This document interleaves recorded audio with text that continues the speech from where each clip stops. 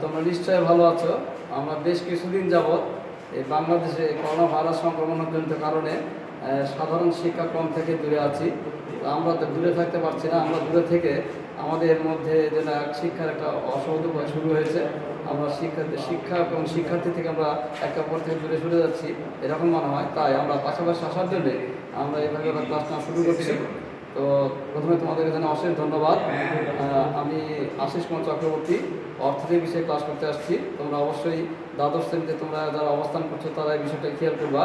এবং দ্বাদশ শ্রেণীতে আমরা বাংলাদেশের কৃষি দ্বিতীয় অধ্যায় যে বাংলাদেশের কৃষি বিষয়টি রয়েছে সেই চ্যাপ্টার থেকে আমরা আলোচনা করবো, সেই অধ্যায় থেকে আলোচনা করব। এবং এই অধ্যায়ে শিখন ফল বাবা তোমরা কৃষি খামার কী এই বিষয়টা আমরা আলোচনা করবো। এগ্রিকালচারাল ফার্মিং যাকে বলা হয়, সেই কৃষি খামার এবং ক্লাসিফিকেশন অফ এগ্রিকালচার ফার্মিং অর্থাৎ কৃষি খামারের প্রকারভেদ, এই বিষয় দুটি নিয়ে আমরা আজকে আলোচনায় আনবো এবং আলোচনা করব। তোমরা মনোযোগ সহকারে দেখবা এবং শোনার চেষ্টা করবা।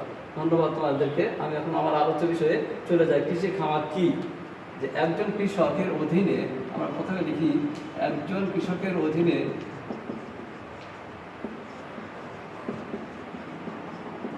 কিছু জমি জমা থাকে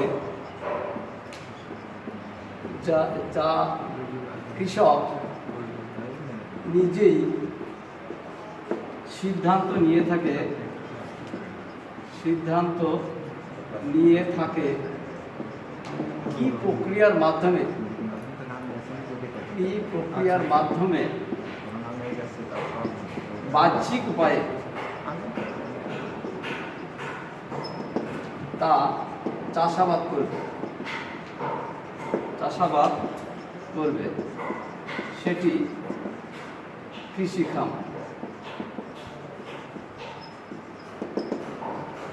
আমাদের দেশে অনেক কৃষকেরাই রয়েছে। আমাদের বাংলাদেশ কৃষি প্রধান দেশ।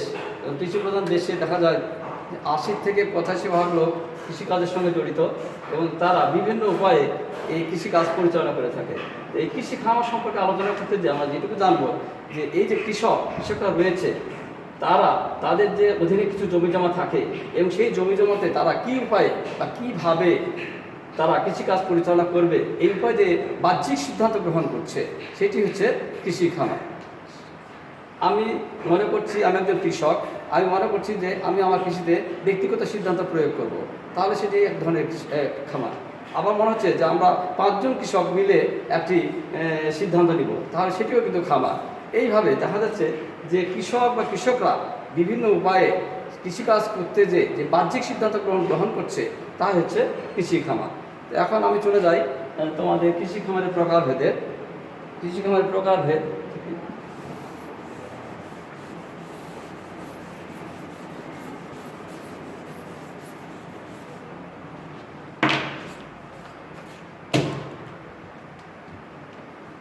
প্রধানত কৃষি খামারকে 4 ভাগে ভাগ করা যায়। 4 ভাগে ভাগ করা যায়। 1 নম্বর মালিকানার ভিত্তিতে। 2 নম্বর বলবো আমরা যে ফসল উৎপাদনের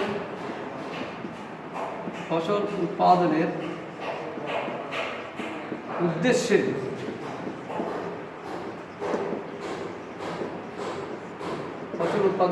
ভিত্তিতে। তৃতীয়ত আমরা বলবো ফসল উৎপাদনের ধরন।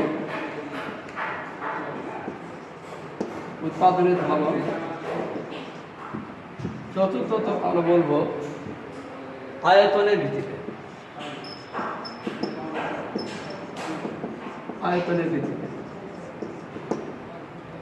এই যে কৃষি খামারকে প্রধানত আমরা কি করছি, যে 4 ভাগে ভাগ করে দেখাচ্ছি। প্রথম ভাগটা আমরা দেখাচ্ছি মালিকানার ভিত্তিতে কৃষি খামার। দ্বিতীয়ত আমরা দেখাচ্ছি ফসল উৎপাদনের উদ্দেশ্যের ভিত্তিতে কৃষি খামার। তৃতীয়ত দেখাচ্ছি ফসল উৎপাদনের ধরনের ভিত্তিতে কৃষি খামার। আর চতুর্থত আয়তনের ভিত্তিতে কৃষি খামার। অর্থাৎ এই যে বলা হলো একজন কৃষক, তার অধীনে কৃষি জমি জমা রাখবে, তারা চাষাবাদ করবে এবং তারা কিছু সিদ্ধান্ত গ্রহণ করবে, এবং সেই সিদ্ধান্তের যে বাহ্যিক উপায়, সেই বাহ্যিক উপায়টাই হচ্ছে কৃষি খামার। আর এই বাহ্যিক উপায়টাকে আমরা ভাগ করে নিয়ে আসছি বেশ কয়েকটি বিষয়ের মধ্যে দিয়ে, সেটা 4টি। একটা মালিকানা, 2 ফসল উৎপাদন, 3 ফসল উৎপাদনের ধরন, 3 আয়তনের ভিত্তি। এখন আমরা যদি এই 4টিকে আবার বিভাজন করি তাহলে আমরা এইভাবে বলতে পারি,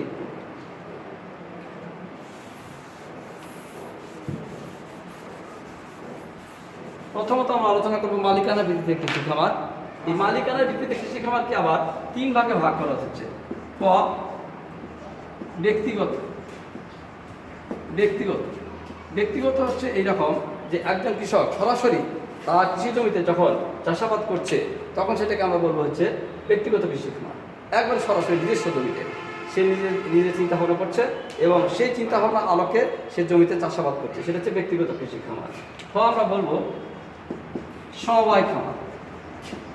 সমবায় খামার সমবায় খামারটা এরকম যে সমবায়ের ভিত্তিতে আমরা জানি যে সকলের তরে সকলে আমরা প্রত্যেকে আমরা পরের তরে, অর্থাৎ কয়েকজনের সম্মিলিত প্রচেষ্টায় যে কৃষি জমিতে চাষাবাদ করা হয়ে থাকে সেই খামারকে আমরা বলবো হচ্ছে সমবায় খামার। তাহলে ব্যক্তিগত সমবায় বিষয়টা কীরকম হলো? ব্যক্তিগত বিষয়টা হলো এরকম যে ব্যক্তিগত বিষয়টা হচ্ছে সরাসরি একেবারেই ব্যক্তির নিজস্ব, তার যে নিজস্ব জমি জমা, তার যে নিজস্ব ধ্যান ধারণা, তার যে নিজস্ব চিন্তা চেতনা, তার বাহ্যিক উপায় কৃষিতে প্রয়োগ হবে। আর সমবায় খামারটা কী হবে?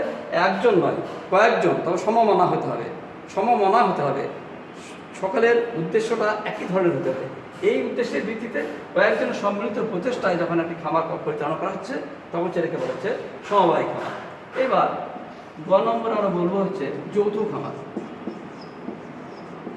যৌথ খামার যৌথ খামারটা এরকম যে কয়েকজন নয়, বেশ কিছু সংখ্যক কৃষক সম্মিলিত হয়ে সকলের সমবেত প্রচেষ্টার মাধ্যমে যে কৃষিকাজ পরিচালনা করছে বা সিদ্ধান্ত গ্রহণ করছে সেটাকে বলবো হচ্ছে আমরা যৌথ খামার।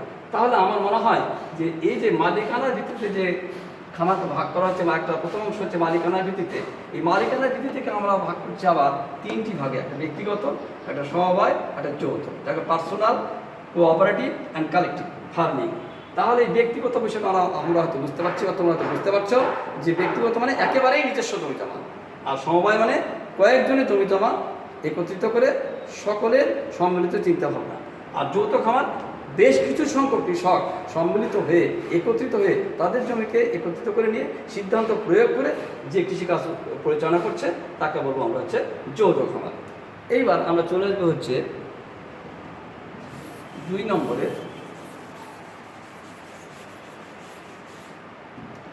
উৎপাদনের উদ্দেশ্যের ভিত্তিতে খামার। উৎপাদনের উদ্দেশ্যের ভিত্তিতে খামার।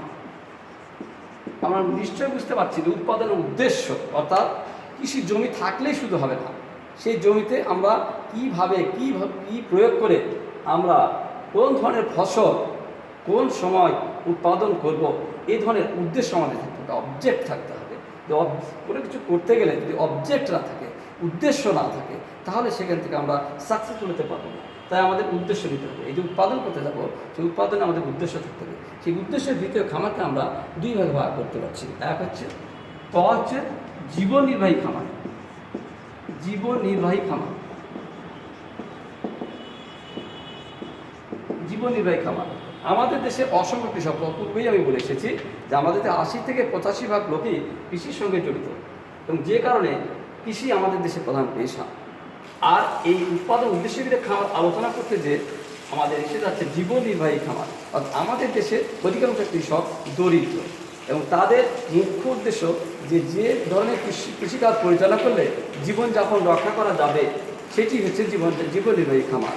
এর অতিরিক্ত তারা ভাবনা ভাবে না, অর্থাৎ একেবারে ব্যক্তিগত পর্যায়ে জীবন নির্বাহী খামার তারা কি করছে যে ধরনের ফসল উৎপাদন করলে তাদের স্বাভাবিক জীবনযাপন করা সম্ভব হবে সেটিকে বলা হচ্ছে জীবন নির্বাহী খামার। তাহলে জীবন নির্বাহী খামার কী হলো? যে ধরনের, একটু লিখি আমি, যে ধরনের ফসল উৎপাদন করলে কৃষকদের স্বাভাবিক জীবনযাত্রা রক্ষা করা সম্ভব হবে সেটি জীবনির্বাহী খামার। জীবনির্বাহী খামার, এখান থেকে কৃষকের মুনাফার কোনো স্থান নেই, অর্থাৎ তারা উৎপাদন করছে, সেই উৎপাদন দিয়ে তাদের জীবন জীবিকা নির্বাহ হচ্ছে। এর বেশি তারা সেখান থেকে যে অতিরিক্ত উৎপাদন পাচ্ছে, অতিরিক্ত উৎপাদন বাজারজাতকরণ করছে এবং তার বাজারজাতকরণ করে সেখান থেকে কিছু প্রফিট করছে, এই ধরনের অবস্থা সেখানে থাকে না।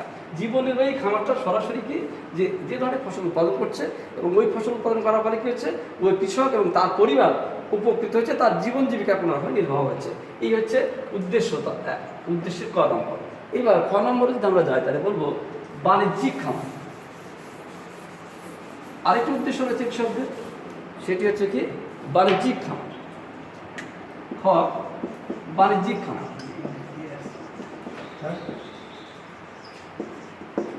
কমার্শিয়াল ফার্মিং, বাণিজ্যিক খামার। বাণিজ্যিক খামার বিষয়টা হচ্ছে এইরকম যে এখানে একটি বড় আকারের খামার। জীবননির্বাহী খামার আমরা মনে করতে পারি এর পরিধি খুব একটি বড় নয়, তো বাণিজ্যিক খামারের পরিধি অনেক বড়। বাণিজ্যিক খামারে ওই সমস্ত কৃষক জড়িত থাকে, আমাদের লিখি তাহলে বুঝতে হবে এইভাবে যে এক্ষেত্রে কৃষি খামার হলো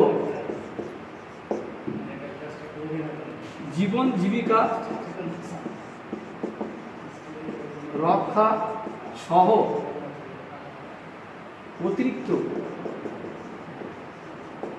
মুনাফা অর্জন, অতিরিক্ত মুনাফা অর্জন,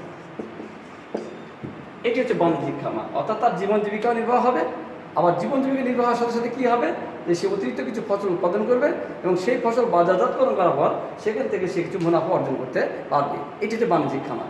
আমাদের বাংলাদেশের ক্ষেত্রে আমরা লক্ষ্য করে দেখি যে জীবন নির্বাহী খামারের সংখ্যাটা অনেক বেশি, তবে বাণিজ্যিক খামারের পরিধিটা আমাদের দেশে অনেক কম, তবে আছে। তবে জীবন নির্বাহী খামারটাই আমাদের শতকরা 70 থেকে 75 ভাগ রয়েছে, আর এই বাণিজ্যিক খামারের অবস্থানটা আমাদের 20 থেকে 25 ভাগ বা 30 ভাগ এরকম রয়েছে। এটা আমরা বলতে পারি, এটা হচ্ছে বাণিজ্যিক খামার। এই পর্যায়ে আমরা দ্বিতীয় স্টেজ গেলাম যে উদ্দেশ্যের ভিত্তিতে। এইবার আমরা তৃতীয় নম্বরে চলে আসি।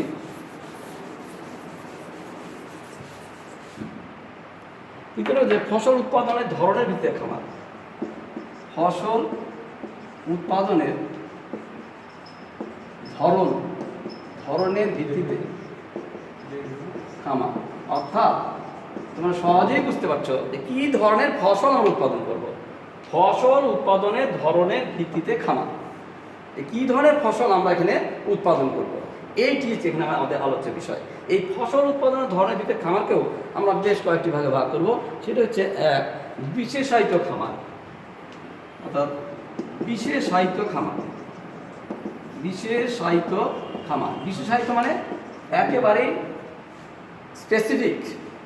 স্পেসিফিক, অর্থাৎ কি ফসল উৎপাদন করব, একটি মাত্র ফসল উৎপাদন করব। আমি ধান উৎপাদন করব, ধান, শুধুমাত্র ধান উৎপাদন করব। এই ধান উৎপাদনের খামারকে আমরা বলবো হচ্ছে বিশেষায়িত খামার। যখন কি হচ্ছে, যখন একটি মাত্র ফসল উৎপাদনে চিন্তা চেতনা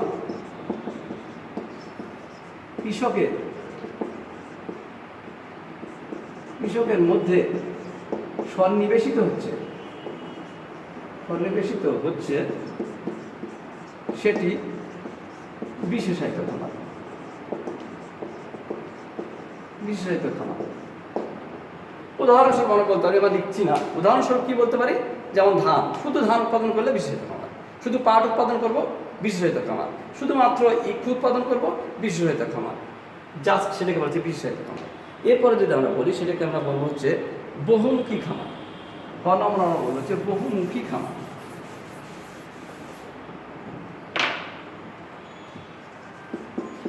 বহুমুখী খামার, বহুমুখী খামার আমরা বুঝতেই পারছো একটি নয়, অসংখ্য। অর্থাৎ কৃষক যখন তার জমিতে একটি মাত্র ফসল নয়, অনেক ফসল উৎপাদনের চিন্তাভাবনা করছে, অনেক ধরনের ফসল উৎপাদনের চিন্তাভাবনা করছে, তখন সেটাকে আমরা বলবো হচ্ছে বহুমুখী খামার। লিখছি আমি এইভাবে, যখন কৃষকরা তাদের জমিতে একটি ফসল নয়, একাধিক ফসল একাধিক ফসল উৎপাদনের চিন্তা চেতনা করে সেটি বহুমুখী খামার। এক্ষেত্রে কৃষি খামারের পরিধি অনেক বড় হয় এবং সেই পরিধি বড় হয় কী হবে, দেখা যাচ্ছে যে অনেক বড় আকারের খামার, সেই খামারে ধান উৎপাদন হচ্ছে, সেই খামারে দেখা যাচ্ছে যে তুলা উৎপাদন হচ্ছে, সেই খামারে দেখা যাচ্ছে যে ইক উৎপাদন হচ্ছে, এই ধরনের, কিংবা শাকসবজি উৎপাদন করা হচ্ছে। এই যে বিভিন্ন ধরনের যখন ফসল উৎপাদন করা হচ্ছে তখন সেটাকে আমরা বলবো হচ্ছে বহুমুখী খামার। তাহলে আমরা কিছুক্ষণ আগে যেমন আলোচনা করলাম যে কি বললাম, যে বিশেষায়িত খামার। বিশেষায়িত খামার মানে একটি ফসল, আর বহুমুখী খামার মানে একাধিক ফসল। খুব সহজেই আমরা বোঝার চেষ্টা করবো যে বিশেষায়িত খামার মানে একটি ফসল, আর বহুমুখী খামার মানে একাধিক ফসল। এইটি বুঝলে আমরা কিন্তু বুঝতে পারবো যে এটি হচ্ছে বহুমুখী খামার, এটি বিশেষায়িত খামার। এরপরে যেটি আছে এটির আরেকটি ভাগ রয়েছে, সেটি গ নম্বরে যদি আমরা বলে থাকি সেটা বলবো হচ্ছে মিশ্র খামার। গ নম্বর মিশ্র খামার লিখছি। এ ধরনের খামারে জমিতে এক পাশে কৃষিকাজ ও অন্য পাশে গবাদি পশু লালন পালন। তোমরা হয়তো দেখছো দিনকালে, আমরা গ্রাম বাংলার লোক, গ্রামে তোমরা লক্ষ্য করে দেখবা যে এই গ্রাম বাংলাতে কি হচ্ছে, অনেক বড় বড় খামার আছে। সেই বড় বড় খামারে দেখা যাচ্ছে অনেক ধনী কৃষকরা কি করছে, যে তারা সেই বড় আয়তনের খামারে তারা এক পাশে তারা কি করছে, যে জমিতে চাষাবাদ করছে, আবার আর এক পাশে তারা গবাদি পশু অর্থাৎ গরু ছাগল বা অন্যান্য হাঁস মুরগি এগুলো তারা কি করছে, লালন পালন করছে। তাহলে কি হলো, সেখানে যেমন ফসল উৎপাদন হচ্ছে, আবার সেখানে গবাদি পশু লালন পালন হচ্ছে, যে কারণে তাকে আমরা বলছি মিক্সড ফার্মিং, মিশ্র খামার। মিশ্র একরকম নয়, মিশ্র রয়েছে, অর্থাৎ ফসল আদি উৎপাদন হচ্ছে, আবার গবাদি পশু লালন পালন হচ্ছে। এইভাবেই কিন্তু দেখা যাচ্ছে বাংলাদেশ কৃষিক্ষেত্রে ধীরে ধীরে অগ্রসরমান হচ্ছে এবং এগিয়ে যাচ্ছে, এবং পৃথিবীতে বাংলাদেশ কৃষির ক্ষেত্রে এক অনন্য সাধারণ অবদান রাখতে সক্ষম হচ্ছে। এখন আমরা শেষ পর্যায়ে আসবো আয়তনের ভিত্তিতে খামার।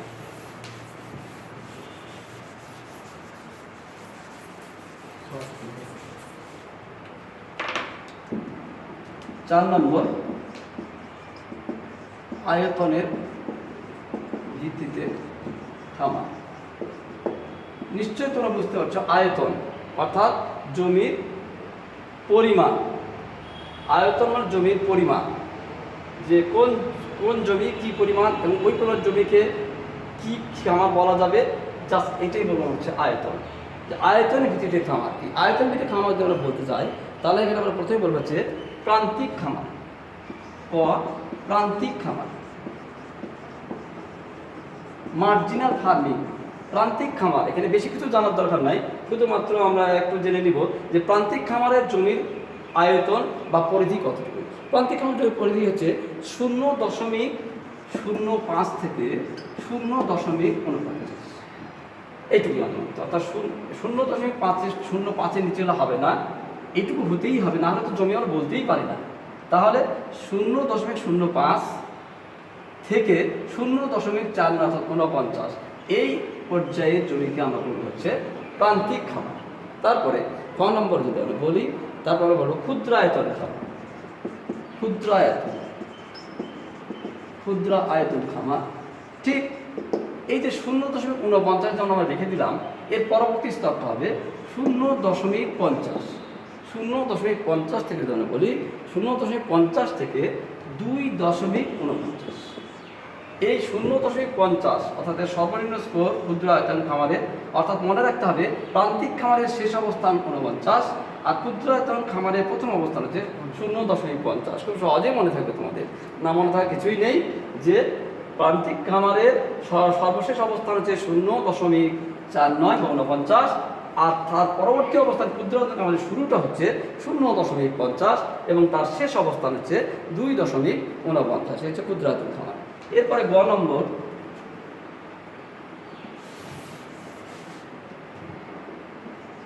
মাঝারি খামার। এটা তাহলে আমরা কী লিখবো তোমরা নিজে বুঝতে পারবা, নিজেরাই বলতে পারবা। তারপরেও আমি উল্লেখ করছি সেটা কি, যে আমরা ক্ষুদ্রায়তন খামারের শেষ অবস্থান বলেছি 2.49। তাহলে এখানে কী হবে, মাঝারি খামারের প্রথম অবস্থান হবে 2.50। 2.50 থেকে শুরু হবে এবং 2.50 থেকে শুরু হয়ে এর শেষ অবস্থান হবে হচ্ছে 7.49। 2.50 শিখর থেকে শুরু করে 7.49 শিখর পর্যন্ত এটাকে বলবো আমরা মাঝারি আয়তনের খামার। কারণ আমরা আলোচনা করছি কিন্তু আয়তনের ভিত্তিতে খামার, যে খামারগুলোর কোন কোন আয়তন, তার অবস্থান কি, প্রান্তিক খামার, ক্ষুদ্র আয়তন খামার, মাঝারি খামার, তারপর আমরা বলবো এরপরের স্টেজে আমরা আসতেছি বৃহৎ আয়তন খামার। এই যে এটাকে আমরা ভাগ করে নিচ্ছি, সেটা কিসের ভিত্তিতে, আয়তনের ভিত্তিতে। আয়তনটা কি, প্রান্তিক খামার আমরা বলেছি 0.05 থেকে 0.49। জাস্ট তারপরে আমরা বলেছি ক্ষুদ্রায়তন খামার, যে 0.50 থেকে 2.49। ঠিক একইভাবে মাঝারি খামার 2.50 থেকে 7.49।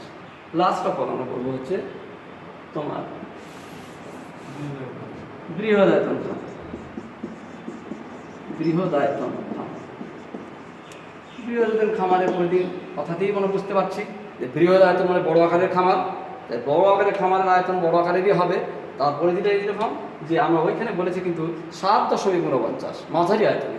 তাহলে বৃহদায়তন খামারের পরিধি প্রথম শুরুটা কী হবে, 7.50। 7.50 থেকে তদূর্ধ্বে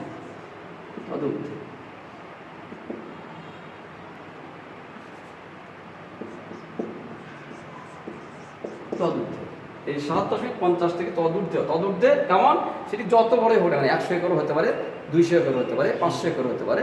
এইটাকে আমরা বলবো হচ্ছে বৃহদায়তন খামার। তাহলে আমরা এই যে খামার সম্পর্কে বললাম, খামারের প্রকারভেদ নিয়ে আলোচনা করলাম, আমার মনে হয় যে তোমরা বেশিভাবে না হলেও প্রাথমিক ধারণা তোমাদের এখান থেকে হয়েছে এবং তোমরা এটি দেখবা। যদি কোনো সমস্যা থাকে তাহলে সেটি তোমরা লিপিবদ্ধ করে রাখবা, পরবর্তীতে আমি তুলে ধরার চেষ্টা করব।